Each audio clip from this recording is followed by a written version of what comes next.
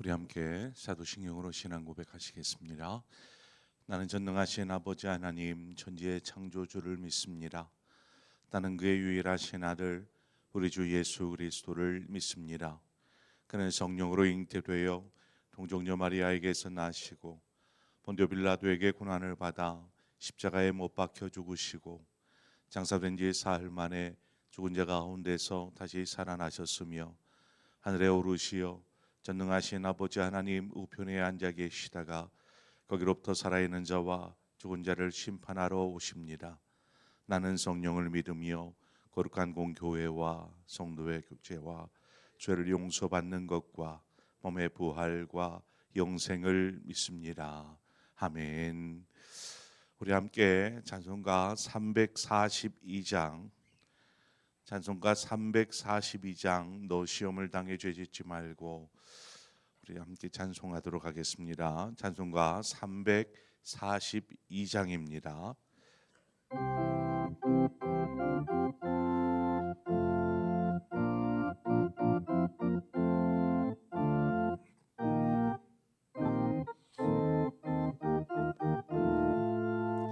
너 시험을 당해 죄 짓지 말고 너 용기를 다해 곧 물리치라. 너 시험을 이겨 새 힘을 얻고 주 예수를 믿어 늘 승리하라. 우리 구주의 힘과 그의 위로를 빌라. 주님 내 편에 서서 항상 놓으시리. 내 친구를 삼가 잘 선택하고 너 헌행을 삼가 늘 조심하라. 너 열심을 다해 늘 충성하고 온 정성을 다해 주 봉사하라. 우리 구주의 힘과 그의 위로를 빌라. 주님 내 편에 서서 항상 놓으시리. 잘에게는 자는 상 받으리니 너 낙심치 말고 늘 전진하라. 내 구세주 예수 힘 주시리니 주 예수를 믿어 늘 승리하라. 우리 구주의 힘과 그의 위로를 빌라. 주님 내 편에 서서 항상 놓으시리. 아멘. 하나님의 말씀 보겠습니다. 열왕기상 13장 1절에서 10절의 말씀. 열왕기상 13장 1절에서 10절의 말씀을 우리 한 절씩 교독해서 보도록 하겠습니다.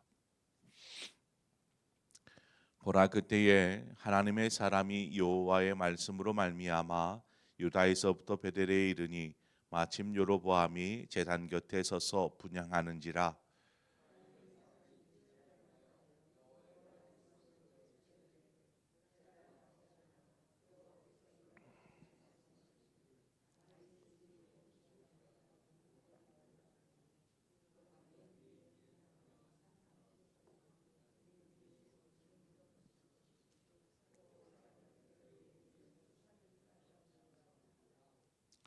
그날에 그 징조를 들어 이르되 이는 여호와께서 말씀하신 징조라. 제단이 갈라지며 그 위에 있는 재가 쏟아지리라 하매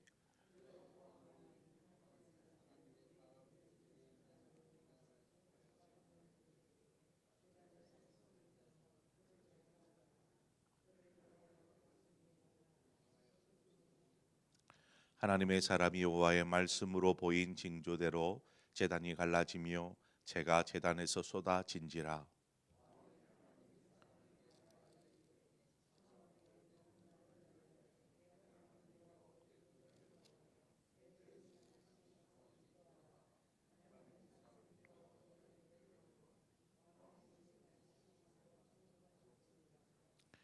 왕이 하나님의 사람에게 이르되 나와 함께 집에 가서 쉬라.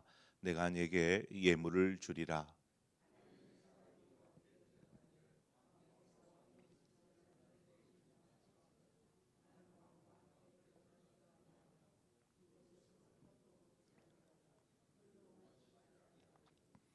이는 곧 여호와의 말씀이 내게 명령하여 이르시기를 떡도 먹지 말며 물도 마시지 말고 왔던 길로 되돌아가지 말라 하셨음이니이다 하고.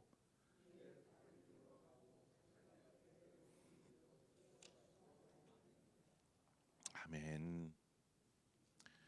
우리가 어제 북이스라엘의 왕이 된 여로보암이 속된 말로 그냥 어떤 짓을 했는지 살펴보았습니다. 짤막하게 정리해 보면 여로보암이 금송아지 두 마리를 만들고 우상을 만드는 거죠. 그리고 그것을 두 군데 저 위에 있는 단과 아래쪽에 있는 베델에 제단을 만들고 거기에다가 둡니다. 뿐만 아니라 일반 백성을 제사장을 삼고 자기 마음대로 절기를 정하여서 백성들로 하여금 지키게 합니다. 여로보암이 만든 그 아래쪽 남쪽에 있는 베델의 단에서 여로보암이 분향을 하고 있을 때 하나님께서 하나님의 사람을 보내시죠. 오늘 본문에 보면 유다에서부터 베델로 올라와, 그러니까 남유다에 속한 곳에서 베델로 올라온 것입니다. 그러니까 북이스라엘 가운데서 하나님의 사람이 일어난 것이 아니라 남유다에서 하나님의 사람이 북이스라엘인 베델로 올라와서 이렇게 말씀을 선포하는 것이지요.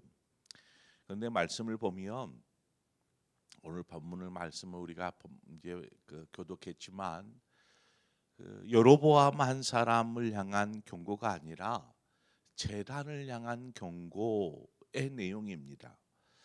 왜 경고가 이 모든 일의 주범이라 말할 수 있는 여로보암을 향하지 않고 제단에 대하여서 경고하고 있을까? 이 제단은 어떤 제단입니까? 금송아지가 놓여져 있고 그곳을 향하여서 그 북이스라엘의 백성들이 와서 경배하고 또 제단에 제사를 드리고 이러한 장소이지 않습니까? 제단은 제단을 경고했다라는 것은 우상의 제단을 이렇게 만든 장본인뿐만이 아니라 제단에서 제사하거나 경배하는 모든 사람을 향한 경고인 것이죠. 그러니까 지금 이 하나님의 사람의 경고는 북이스라엘 전체를 향한 경고의 메시지인 것입니다. 하나님은 여로보암 한 사람만이 아니라 이처럼 모든 사람을 향해서 경고하시는데 그 경고의 내용 가운데 다윗의 집에 요시아라 하는 아들이 태어날 텐데 이 아들에 대한 이야기를 합니다. 이 요시아가 누구냐 하면 훗날에 남유다의 왕이 된 요시아 왕을 이야기합니다. 요시아라는 말의 뜻이 무엇이냐면 하나님께 붙잡힌 자, 하나님께서 붙드시는 자, 이런 뜻이 요시아라는 뜻인데 그가 이제 태어나서 우상의 제단에서 일하는 기름 부음 받지 않은 제사장, 이 제사장을 제물로 삼으며 또 산당에 있는 어떤 묘실에 있는 뼈들을 다 불사를 것이라, 이 얘기를 지금 하는 것이죠. 이것이 무슨 말인가? 어떤 경고인가? 이것은 하나님께서 이 북이스라엘에게 속한 모든 것들을 이처럼 제단을 헐고 우상을 깨뜨리고 이와 같은 일들을 이 남유다에 속한 요시야 왕이 할 것이다라는 것입니다. 그리고 이 모든 일이 분명하게 일어나게 될 것을 하나님의 사람은 이 제단이 갈라지고 위에 있는 이제 제단이니까 위에 제물을 태우는, 그래서 이 제단이 갈라져서 그 위에 태우던 재가 땅에 쏟아지게 될 것을 징조로 이제 보여주게 됩니다.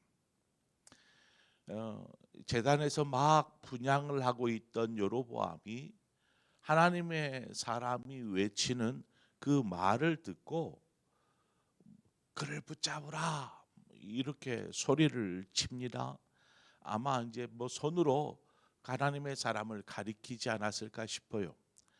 저 사람을 붙잡으라, 저 자를 붙잡으라 했을 때에 손가락질하던 그 손이, 그 편손이 그 자리에서 뻣뻣하게 굳어 버립니다. 그 순간 하나님의 사람이 말한 징조대로 제단은 갈라지고 그 위에는 재가 쏟아지는 이러한 일들이 일어나죠. 그러니까 하나님의 사람이 경고한 이 내용은 분명하게 일어날 징조라는 것입니다.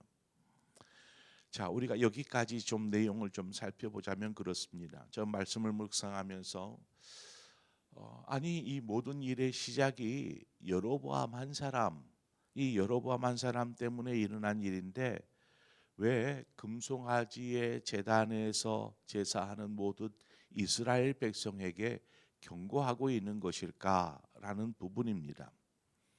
창세기 3장에 가보면 아담과 하와가 선악을 알게 하는 나무의 열매를 따먹는 일이 일어나지요.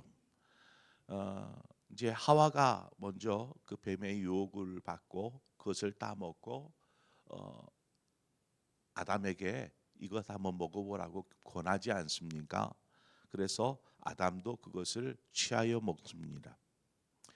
후에 하나님께서 아담에게 왜 먹지 말라고 한 열매를 따 먹었느냐라고 이렇게 묻자 아담이 하나님께 이야기하기를 하나님이 주셔서 나와 함께 있게 하신 여자 그가 그 나무 열매를 나에게 주므로 내가 먹었나이다 이렇게 이야기합니다. 뭐 실제로 그랬으니까요. 그 말에 틀린 부분은 없습니다. 그런데 지금 아담이 이야기하는 대답하는 그 내용 속에는 많은 내용들이 함께 포함되어져 있습니다. 먼저는 어떤 내용이 포함되어져 있냐면 이렇게 된 이유는 하나님께 있지 않습니까? 라고 이야기하는 것과 같습니다. 하나님이 주셔서 나와 함께 있게 하신 여자 그가 나에게 주어서 먹었습니다 라는 것이죠. 그러니까 하나님께서 그 여인을 내게 주셨기 때문에 이와 같은 일이 벌어지지 않았습니까? 라는 것입니다. 하나님께서 만약에 그 열매를 그 선악을 알게 한 나무 열매를 그곳에서 놔두지 않았으면 이러한 일이 벌어지지 않았을 것입니다 라고 말하는 것이죠. 어떻게 보면 이치에 맞는 말인 것처럼 보여집니다. 우리의 범죄에 대한 변명으로 자주 이야기하는 내용들이 아닌가 생각이 됩니다. 그렇죠? 우리가 죄를 범하고 나서 그 죄에 대해서 누군가 추궁하면 바로 이와 같이 그 생각을 자신에게서 찾는 것이 아니라 그 이유를 다른 곳에서 찾기 시작하더라는 것입니다. 그래서 자신이 행한 일은 생각지도 않고 원인과 그 이유를 다른 사람 탓으로 돌리는 것이죠. 하나님께서 우리를 창조하실 때, 사람을 창조하실 때 사람 각자에게 자유의지를 주셨습니다. 그 의지는 뭐 스스로 결정할 수 있는 권리인 것이죠. 스스로 내가 할 것인지 말 것인지 결정할 수 있는 그 권리가 의지가 자신에게 주어져 있더라는 것입니다. 즉 이것이 범죄라는 것을 알고 있다면 자신이 가진 의지를 가지고 적극적으로 거부해야 한다라는 것이죠. 이스라엘 백성이 여로보암이 차려놓은 어떻게 보면 죄악의 밥상이죠. 금송아지를 만들어 놓고 그 앞에 제단을 만들고 이가 우리를 인도할 하나님이라 이야기하는 이 메시지를 전해 듣는 이스라엘 백성. 그런데 그 죄악의 밥상에 초대되어 같이 밥을 먹는 것이 또한 범죄라는 것입니다. 이스라엘 백성이 그 제단을 찾고 그 제단에서 제사하고 한 것 또한 범죄라는 것입니다. 그 원인은 이 여로보암에게 찾을 수 있을지 모르지만 그것이 잘못된지를 분별하지 못하고 함께 참여한 이조차 범죄라는 것이죠. 이것을 여로보암 때문에 그랬어요. 여로보암이 이거를 해놓지 않았으면 저희가 이렇게 우상을 섬겼겠습니까? 이렇게 말하는 것과 다를 바 없다라는 것이죠. 또한 하나님께서 바로 그 자리에서 심판하시지 않으시고 경고하셨다라는 것입니다. 경고하셨다. 우리 이 사실에 좀 주목해 볼 필요가 있습니다. 하나님께서 왜 그 죄악을 보시고 그냥 방치하시는 것일까? 왜 바로 징계하시고 바로 잡지 않으시는 것일까? 그냥 경고하는 것으로 그냥 하나님은 멈춰섭니다. 왜 그러실까? 이것은 하나님께서 여로보암의 손을 마르게 하였다가 여로보암이 자신의 손이 뻣뻣하게 굳어진 것을 알고 하나님의 사람에게 은혜를 구하지 않습니까? 내가 은혜를 구하건대 이 손을 다시금 원래로 돌려주십시오 라고 얘기할 때에 또 하나님의 사람이 기도하고 이 여로보암의 손이 원래대로 돌아오게 되는, 원래대로 하나님께서 고쳐주셨습니다. 우리가 이것을 통해서 그 이유를 찾아볼 수가 있습니다. 왜 하나님께서 그 자리에서 바로 심판하시고 징계하지 않으시고 경고함으로 유보하고 계시는지. 하나님께서 심판을 유보하시고 경고하신 것은 하나님의 경고를 듣고 돌아서기를 원하시기 때문에 그렇습니다. 돌아서기를 원하시기 때문에. 그러니까 그 여로보암, 그 모든 일의 주동자와 같은 그 죄의 씨앗이 되었던 여로보암의 손을 고쳐주시는 하나님, 그 은혜의 하나님을 우리가 보면서 하나님은 징계하고 어떤 그것들에 대하여서 심판하는 것들을 우선으로 생각하는 것이 아니라 우리가 하나님께로 돌아오기를 간절히 기다리고 계신다라는 사실을 우리는 여기에서 찾아볼 수 있는 것이죠. 그래서 아직 늦지 않았으니 돌아오라 돌아오라 하는 하나님의 간절한 외침이 바로 이 경고였던 것입니다. 우리는 여기서 하나님의 긍휼과 하나님의 사랑을 만나게 됩니다. 하나님께서 이렇게 하시는데도 여전히 돌아오지 않는다라면 하나님의 심판 앞에서 아무런 말을 할 수 없을 것입니다. 내가 그렇게 기다리지 않았느냐? 내가 그렇게 경고하지 않았느냐? 내가 참고 인내하지 않았느냐라는 것이죠. 후에 여로보암이 이제 자신의 손이 성하여지고 하나님의 사람에게 자신의 집으로 초대하여서 대접하며 예물을 주겠다 이렇게 이야기합니다. 그러나 하나님의 사람은 하나님께서 어떤 것도 무슨 대접받거나 혹은 뭐 받지 말고 그냥 왔던 길로 되돌아가지도 말고 아예 새로운 길로 그냥 가라 이렇게 명령하셨기에 이 여로보암의 호의를 단호하게 거절합니다. 이는 이 모습을 통해서 죄악에 대해서 하나님께서 어떻게 생각하시는지를 말씀해 주고 있는 부분입니다. 죄에 대해서 하나님이 어떻게 생각하시는가? 이는 또한 성도가 죄에 대하여서 취해야 할 태도와도 같겠지요. 그것은 무엇입니까? 철저하게 우리가 죄의 유혹으로부터 단호하고 철저하게 행동해야 된다라는 것입니다. 아니, 왕이 초대했으니까 오죽이나 준비해서 대접하겠습니까? 어떤 선물을 주겠습니까? 이러한 것들을 생각하면 그 달콤한 유혹에 넘어가서 여로보암과 함께하고 그와 함께 식사를 하고 그와 함께 즐거워하고 시간을 보낼 것입니다. 자신도 모르게 죄를 가까이 하게 되는 것이지요. 유혹에 넘어가는 것입니다. 우리의 대적 마귀는 어떻게든 우리를 넘어뜨리려고 유혹합니다. 하지만 우리의 단호한 태도 앞에서는 아무런 힘도 발휘하지 못하게 되는 것이죠. 지금 하나님의 사람처럼 이 여로보암의 그 솔깃한 유혹의 말에 단호하게 하나님께서는 아무것도 먹지도 마시지도 말고 그냥 왔던 길로도 아닌 새로운 길로 찾지도 못하게 돌아가라고 말씀하셨습니다. 그래서 저는 떠날 것입니다 하고 그 자리를 떠납니다. 그렇습니다. 우리가 오늘 말씀을 통하여서 하나님께서 우리에게 무엇을 말씀하고 계시는지 다시 한번 우리 스스로를 좀 돌아보고 하나님 앞에서 혹 나에게 어떤 경고를 주고 계시지는 않는가? 그러면 경고를 듣는다라면 어떤 자세로 어떤 마음으로 하나님 앞에 서야 할까?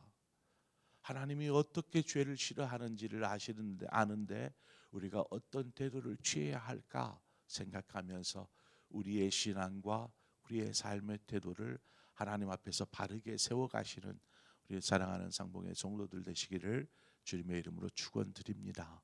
함께 기도하겠습니다. 좋으신 하나님 아버지, 은혜와 사랑을 감사합니다. 이 새벽에도 우리를 주의 성전으로 불러주신 것을 감사합니다. 오늘 말씀처럼 하나님께서는 우리가 설령 범죄였다 할지라도 인내하시고 기다리시며 돌아오기를 그렇게 간절히 외치고 계시는 그 하나님의 마음과 그 외침을 오늘 이 시간 말씀을 통해서 듣습니다. 이제 우리가 주님께로 향하기를 원합니다. 하나님 도와주시고 인도하여 주시며 하나님 어떠한 범죄와 죄 가운데에서 단호하고 철저하게 하나님 행동하는 우리의 그 삶의 결단이 있게 하여 주시어서 어떠한 마귀의 유혹에도 하나님 흔들림이 없는, 그래서 승리하는 삶을 사는 우리 모든 성도들 되게 하여 주옵소서.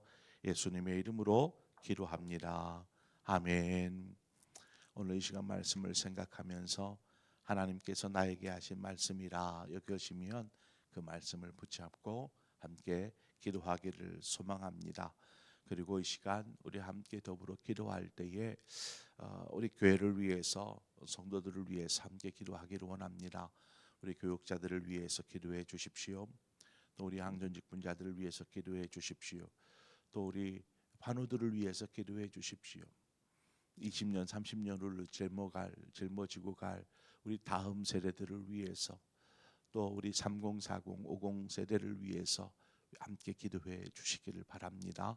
이 시간 우리 함께 한 마음으로 기도하시고 또 여러분 각자의 기도의 제목으로 기도하시다 자유롭게 돌아가시겠습니다. 함께 기도하겠습니다. 하나님 아버지, 은혜를 감사합니다.